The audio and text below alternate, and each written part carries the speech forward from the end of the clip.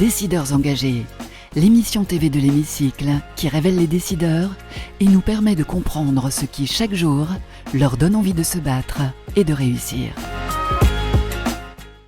Bienvenue dans On se dit tout, l'émission des décideurs engagés sur l'Hémicycle TV. Et aujourd'hui, je reçois Pascale Dartois, directrice générale de l'AFPA. Bonjour Pascale Dartois. Bonjour. Merci beaucoup d'avoir accepté notre invitation dans On se dit tout. Décideurs engagés, c'est le titre de cette émission. Avant de parler concrètement de l'AFPA, organisme de formation, on a envie d'abord d'en savoir un petit peu plus sur vous, sur votre parcours de femme engagée. Qu'est-ce qui vous porte, qu'est-ce qui vous motive dans la vie ? Alors, ce qui me motive, et avec une forte conviction, c'est l'intérêt général. Ouais. Parce que je ne l'ai pas rencontré en début de carrière. J'étais créatrice d'entreprise quand j'étais plus jeune. Et j'ai découvert l'intérêt général. Donc, c'est pour ça que j'y suis très, très attachée aujourd'hui. Parce que je ne vois plus comment on pourrait faire autrement. Ouais. Enfin, comment je pourrais faire autrement. Vous l'avez découvert comment ? Je l'ai découvert en découvrant l'AFPA il y a 20 ans. D'accord. Voilà. Donc, en fait, j'ai découvert tout ce qui concernait les freins à l'accès à l'emploi avec l'AFPA. Donc, j'ai connu d'abord en tant qu'entreprise. Et j'ai vu ce qu'une organisation pouvait faire pour accompagner et permettre l'accès à l'emploi des publics qui en sont éloignés. Et en fait, l'intérêt général, pour moi, c'est aussi une autre valeur importante. C'est une valeur importante. C'est de transcender son intérêt structurel pour faire société. Et dans le cadre, évidemment, de l'AFPA, c'est de permettre l'égalité des chances et l'égalité d'accès à l'emploi de tous. Voilà. Bien sûr. Donc, c'est ce qui me motive tous les matins, avec un autre élément, si je peux aller jusqu'au bout, c'est le collectif. C'est-à-dire que l'intérêt général, il se joue, c'est un sport collectif. Bien sûr. Et donc, et notamment à l'AFPA, c'est quelque chose de très important. Ne pas essayer de refaire ce qui existe déjà, mais aller chercher les partenaires de l'accompagnement des parcours de vie qui peuvent compléter ce que nous faisons en termes d'accompagnement à la formation professionnelle. Alors justement, vous parliez des freins justement à l'accès au marché de l'emploi. Quels sont-ils encore aujourd'hui ? Alors, ils sont nombreux et ils sont ils peuvent être très différents en fonction des moments de la vie. Et donc c'est quelque chose sur lequel on travaille beaucoup en termes d'offres et de réponses, de solutions. Un jeune qui veut rentrer dans l'emploi n'a pas les mêmes problématiques qu'un senior qui veut se maintenir à l'emploi. Ouais, et n'a pas les mêmes problématiques qu'une famille monoparentale qui a des problèmes d'accès à l'emploi parce que problème de garde d'enfants, etc. Mais en fait, nous, on a répertorié 5 principaux. Le premier, je crois que le plus important, c'est la mobilité, notamment sur les territoires ruraux, parce que nous sommes présents partout en France. Loin des bassins d'emploi. Loin des bassins d'emploi, donc on n'est pas un organisme de formation qui existe qu'en métropole. Donc les territoires ruraux, il y a donc il y a un gros sujet. L'accès au logement, l'accès à la santé, tout ce qui concerne l'aide à la parentalité et à la garde d'enfants, et puis l'accès au numérique. Voilà, c'est les 5 leviers sur lesquels on travaille. Et alors, vous travaillez sur ces freins-là, et quels sont les principaux les principales personnes qui demandent justement des formations AFPA via les entreprises, via France Travail. Ouais. Est-ce que vous constatez qu'il y a de plus en plus besoin de formation aussi ? Alors, il y a de plus en plus besoin de formation parce qu'on est dans un monde qui change très vite. Oui. Juste un petit chiffre, on accueille 200 000 personnes, 200 000 actifs. Ça peut être des salariés ou ça peut être des demandeurs d'emploi. Mais notre ADN, c'est d'accompagner les publics qui sont les plus éloignés. Et les publics les plus éloignés, ça ne veut pas dire les moins qualifiés. Ça veut dire… Intéressant. Oui, intéressant parce que ça veut dire que ce qu'on essaye d'accompagner, c'est les ruptures de parcours. Alors, vous pouvez avoir un problème en début de parcours et avoir besoin d'accompagnement pour rentrer dans la vie active. Mais finalement, nous, c'est ce qu'on essaye de faire, c'est d'accompagner en fait la rupture de l'échelle, la rupture du barreau de l'échelle en plein parcours. Il y a plein d'accidents dans la vie, multiples, la santé, on devient proche aidant de plus en plus… Les enfants. Les enfants, les parents, etc. Bref, il y a plein de ruptures différentes et l'idée, c'est de se dire, on peut rebondir à tous les moments de la vie. La formation tout au long de la vie, c'est hyper important.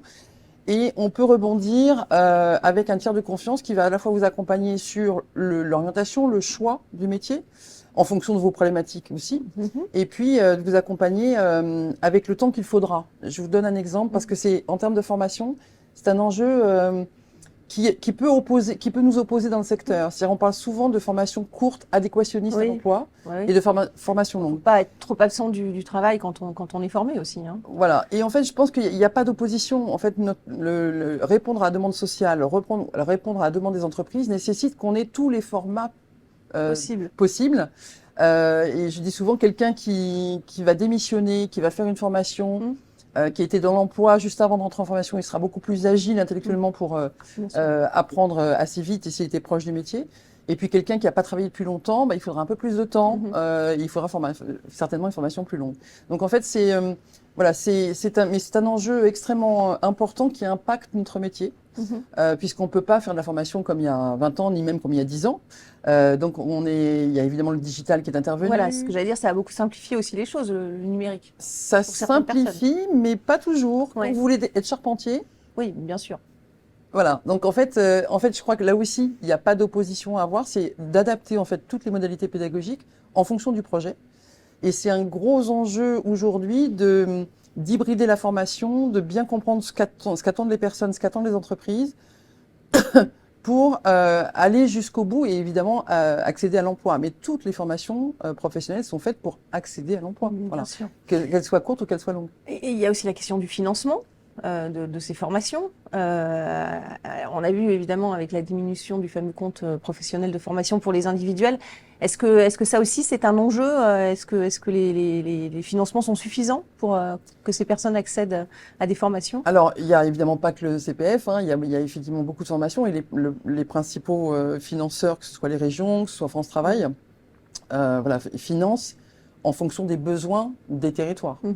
Donc, moi, je pense qu'aujourd'hui, on a, alors les financements, il n'y en a jamais assez en tant que tel. Par contre, on a tous les dispositifs qui sont disponibles aujourd'hui pour essayer d'accompagner. Le CPF, il n'est pas encore suffisamment, à mon avis, cofinancé pour accompagner des parcours atypiques. Mais je pense qu'aujourd'hui, on a une panoplie et puis surtout, on a l'individu qui peut, avec le CPF, proposer un projet, alors qu'on était il y a très longtemps plutôt dans une prescription de dispositifs et de financement qui existaient déjà. Le fait que le gouvernement mette en place une création d'une participation forfaitaire pour le CPF, ça vous paraît judicieux ou pas, que le salarié va devoir un petit peu payer pour se former?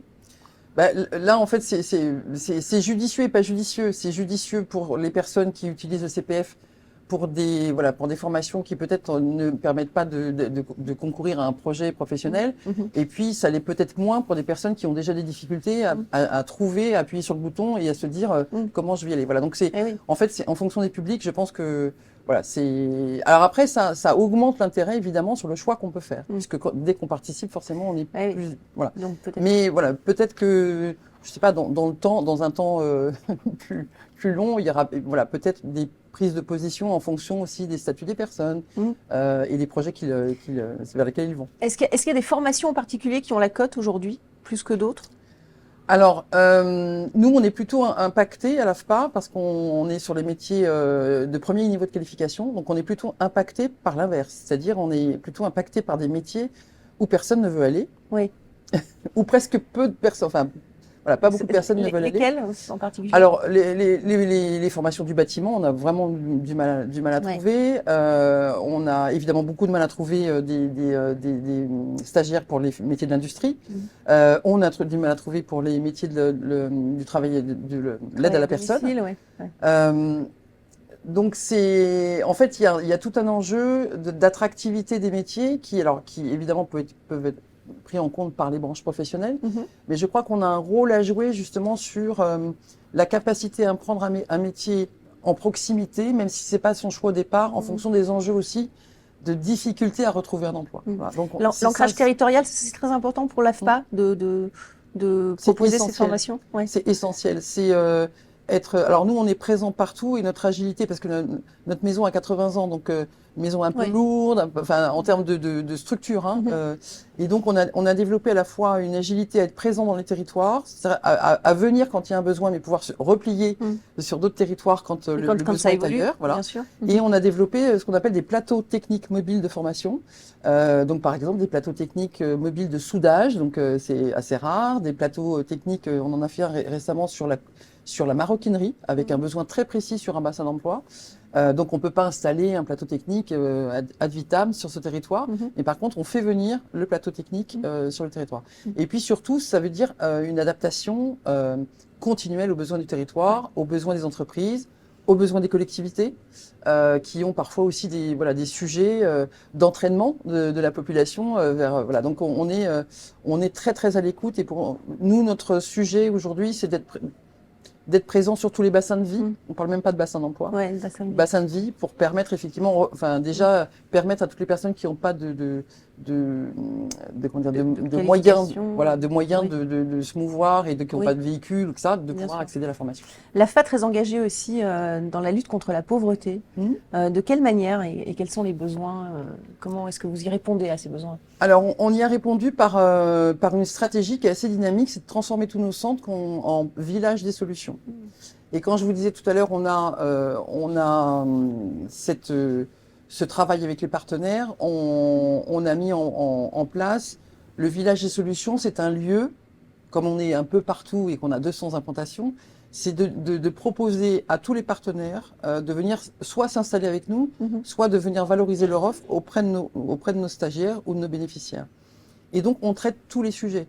Et ce qu'on traite en priorité et ce qu'on souhaite traiter en priorité avec nos partenaires, c'est le recours aux droits. Et là, il y a encore un travail. Il y a 30% de personnes qui n'utilisent pas les droits auxquels ils peuvent prétendre.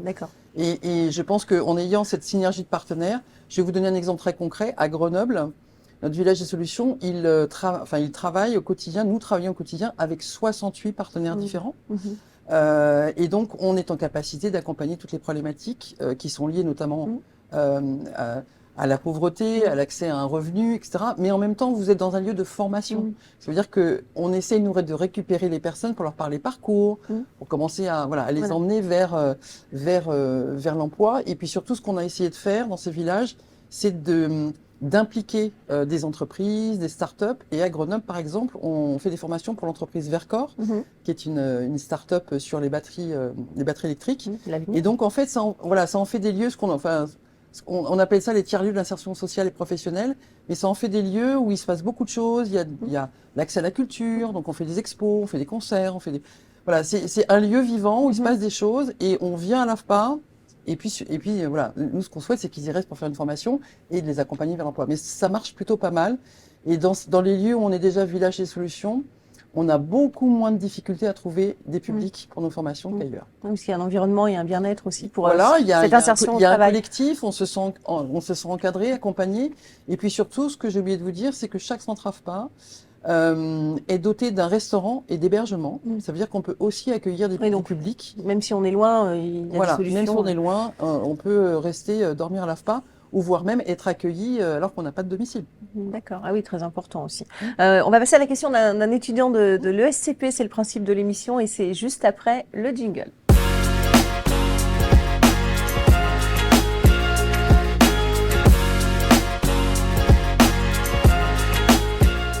La question de l'ESCP, grande école de commerce, une des 3 parisiennes bien connues du monde du commerce et de la finance, sur le sujet de la transition écologique. Quels sont vos plus grands défis et comment pensez-vous pouvoir les relever à l'AFPA? Alors, le plus grand défi, je vais peut-être pas le prendre par le volet interne, mais plus par ce qu'on met en place, puisqu'en fait, l'AFPA, c'est aussi a une mission de service public qui consiste à créer les futures certifications professionnelles, ou créer les certifications professionnelles qu'on appelle le titre professionnel pour le compte du ministère du Travail. Et donc, on y travaille depuis des années. Et puis là, on voit un petit peu les changements à venir, notamment avec la transition écologique. Et on est très heureux parce que le secrétariat général à la planification écologique a sorti une stratégie emploi compétences il y a quelques temps, il n'y a pas très longtemps. Et qui nous indique des grands chiffres, 8 millions d'emplois qui vont être impactés, 150 000 emplois qui vont être créés.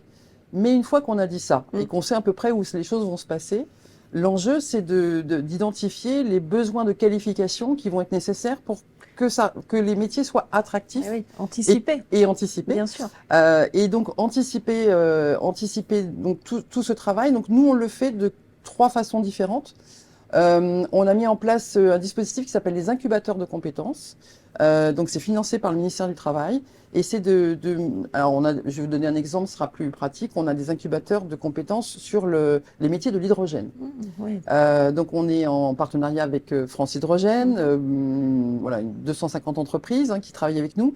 Et donc on crée avec eux c'est une formation action où on a des stagiaires qui participent à la création des futurs formations et des futurs plateaux techniques qui vont devoir se mettre en place. Et vous voyez, là, le sujet qu'on a, c'est un problème de volumétrie. C'est-à-dire que les plateaux est prêt, mais on n'a pas encore la volumétrie d'emploi nécessaire à pouvoir former. Ah oui, puisque c'est voilà. pas encore en place. Voilà, donc c'est prévu pour fin 2025. Vous voyez, le temps qu'il faut pour anticiper la fabrication des plateaux et puis permettre effectivement, quand la demande va arriver, de le mettre en place. Voilà. Et puis on a aussi un gros travail de révision de toutes les qualifications qui existent déjà, puisque la transition écologique, c'est aussi des métiers qui vont pas forcément disparaître, mais qui vont devoir évoluer en fonction de l'évolution de la compétence. Et donc là, on doit réviser évidemment tous les titres pour que l'ensemble des formateurs qui vont apprendre aux futurs stagiaires soient eux aussi formés et puissent mettre en place des référentiels qui vont être utiles pour l'entreprise. On va passer à la question de Deloitte, la question d'une entreprise innovante. Deloitte, grand cabinet d'audit et de conseil qui fait partie des Big Four, les 4 grands cabinets d'audit au monde, et c'est juste après le jingle.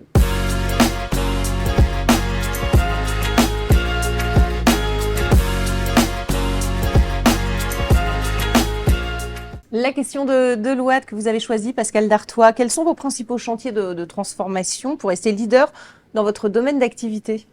Alors, on a nous entamé une transformation à 360 degrés en 2020 avec 70 chantiers de transformation. Donc, je vais pas tous vous les donner, mais ce qui me paraît le plus essentiel, c'est d'accompagner justement, notre métier se transforme, je vous le disais, et c'est d'accompagner l'ensemble de nos collaborateurs à ces changements. Donc, il y a 2 manières de le faire. Donc, il y a l'accompagnement des formateurs, qui est vraiment très important. L'AFPA, c'est 7000 collaborateurs. Voilà. 7000 collaborateurs permanents ? Oui. Oui. Tout à fait. Donc, plus, évidemment, on utilise aussi des personnes en fonction des demandes, etc. Donc, mais c'est 7000 permanents. D'accord. Et donc, ce qui est très important, c'est de les accompagner à pouvoir utiliser l'ensemble des outils pédagogiques qui sont aujourd'hui à disposition.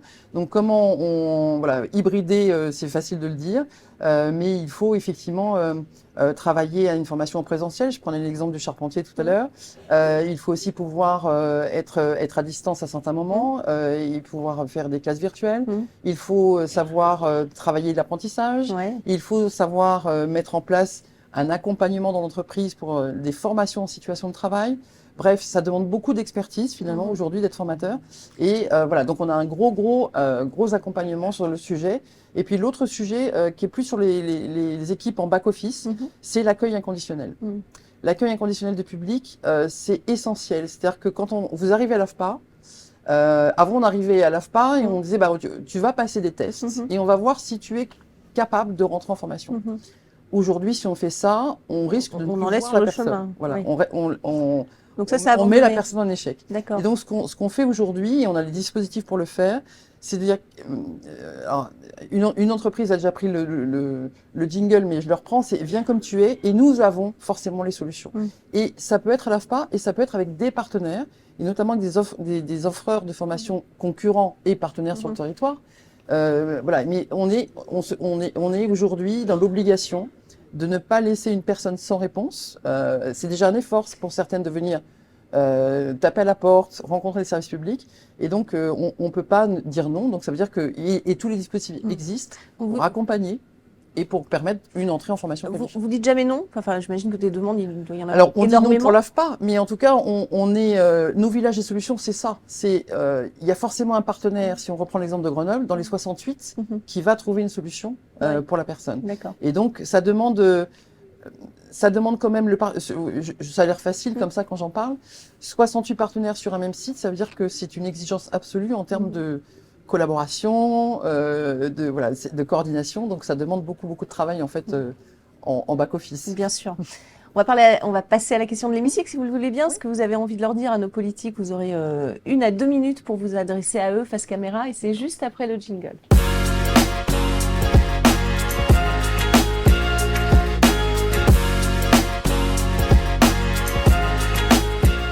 La question de l'hémicycle pour vous, Pascal Dartois. La question que vous avez envie de poser à nos hommes politiques aujourd'hui, ou peut-être pousser un coup de gueule, ou faire une réflexion en tout cas, vous avez 1 à 2 minutes pour interpeller ces politiques, et ce sera face caméra. D'accord. Alors pas de coup de gueule parce que c'est pas mon tempérament, mais on a appris il y a pas très longtemps qu'il y allait avoir un haut commissariat à la formation professionnelle. On en est très heureux. Et donc pour faire le lien avec l'interview, je crois que On parlait de transition écologique. On disait que le secrétariat général à la planification écologique avait sorti sa stratégie emploi compétences. Ce qui nous paraît hyper important aujourd'hui pour un haut commissariat à la formation professionnelle, c'est de planifier la fabrique des compétences, c'est-à-dire comment on entraîne tous les offreurs de formation à se coordonner pour travailler sur la fabrication des plateaux techniques et évidemment que ce soit fait en intelligence collective pour les territoires. Là, le message est passé. On verra s'il est entendu. En tout cas, c'est une bonne nouvelle, oui, la création de ce poste. Hein. Donc, ça veut dire que la formation, ça reste quand même un levier essentiel pour accéder au plein emploi, qui est l'objectif d'Emmanuel Macron. Il l'a suffisamment répété. Merci beaucoup, en tout cas, Pascale Dartois, d'avoir participé à On se dit tout, décideuse engagée, hein, Pascale Dartois. Merci à vous, en tout cas, pour votre fidélité. On se retrouve très, très vite pour un prochain numéro. Décideurs engagés, l'émission TV de l'hémicycle qui révèle les décideurs et nous permet de comprendre ce qui, chaque jour, leur donne envie de se battre et de réussir.